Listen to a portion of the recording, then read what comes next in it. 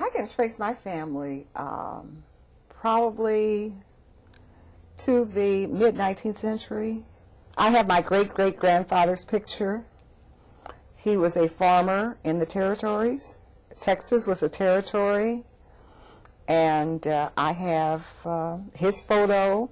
I have the deed where he acquired his farm, which was in about the the latter part of the 19th century. What part of Texas? Paris, Texas. Well, actually, it was not Paris, Texas. It was Roxton, Texas, which is a small community outside of Paris, Texas, and Lamar County, Texas. And so this was your mother's, your mother's side of the family? No, it was my father's. Your father's side of the family? Yes, it was my father's, his mother's father. And so it's my great-grandfather. And he willed his land to his daughters, who all had different names, and one of his daughters was my grandmother. And my dad was the youngest of 17 children, and he was born in 1891. 17 children? He was the youngest of 17, and he was born in 1891. That gives you an idea of how long back this goes. Our family is very unusual. There's a big jump between generations. I was like 40 when I had my daughter. My mother was 44 when she had me. And then he was the youngest of 17 children, so his mother was considerably older than he was. So in 3 generations, it's like 100 and some years. That is amazing. And so your father was actually, the law allowed, your great-great-great-grandfather, the law allowed him to own the land. It was not the United States, remember? That's right. It was a territory. Yeah. And so your father it came from that side of the family. Right. And tell me about him. Tell me about... Well, my dad passed away at 95, and he came to Los Angeles in 1921 under very difficult circumstances. His family, he ran into some problems in Texas. So he had caught the first train, and the first train went to Arizona. My mother was a teacher, and she could not leave. So she had to stay in this little town, even though my dad left and went to Arizona. When her contract was up, she joined him in Arizona, and then they left Arizona after a while, and they moved to California in 1921.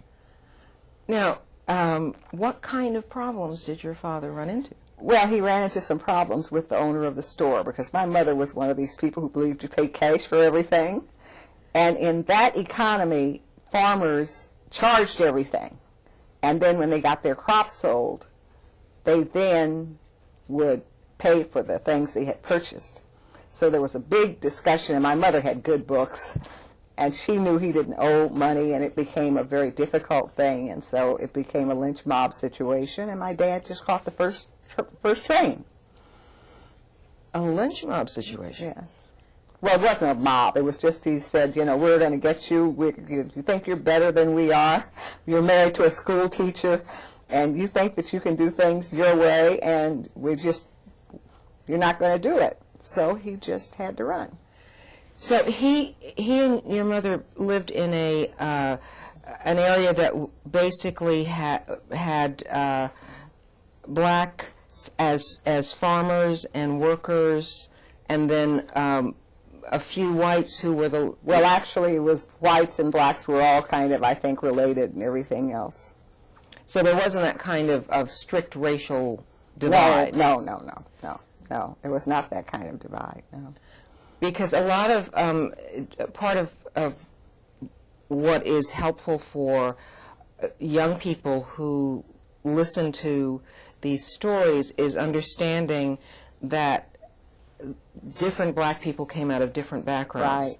Right, yes. And that, and the model that I think most African Americans have for when they think about the past is they think about the strict Southern model of rigid segregation and blacks as sharecroppers and whites I as... think it was rigid segregation to a point, but I mean, my understanding is that like the owner of the store, he'd come and visit, and came every Saturday to come and see if his mother had made bread. I mean, it was not a rigid segregated situation, even though I'm sure it was totally segregated in terms of schools and other things like that. But in terms of the way the farms, there were black farmers, white farmers,